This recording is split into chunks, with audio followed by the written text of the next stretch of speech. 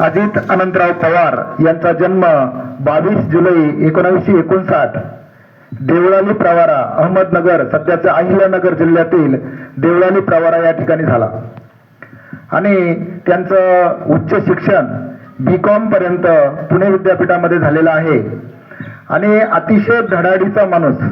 कारण आपण ज्या ज्या महापुरुषांच्या जयंत्या शाळेमध्ये साजऱ्या करत असतो, पुण्यतिथी असो जयंती असो, त्याचा मागचा उद्देश हा असतो की त्या व्यक्तीचे गुण आपल्यामध्ये रुजवले गेले पाहिजे, बिंबवले गेले पाहिजे.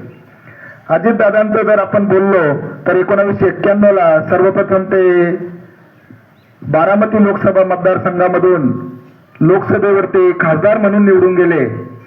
तदनंतर जेव्हा त्यांचे चुलते महाराष्ट्राचे माजी मुख्यमंत्री शरदचंद्रजी पवार यांना केंद्रामध्ये संरक्षण मंत्री पद या ठिकाणी भेटणार होतं, त्यांच्यासाठी आपल्या काकांसाठी त्यांनी राजीनामा दिला आणि 1995 पासून तर आजपर्यंत महाराष्ट्राच्या विधान भवनामध्ये त्यांनी आपल्या अभ्यासपूर्ण भाषणातून, अभ्यासपूर्ण विचारातून आपल्या विचारांचा, महाराष्ट्र राज्याला विकसित करणाऱ्या स्वप्नांचं अतिशय योगदान त्या विधिमंडळामध्ये त्यांनी दिलं.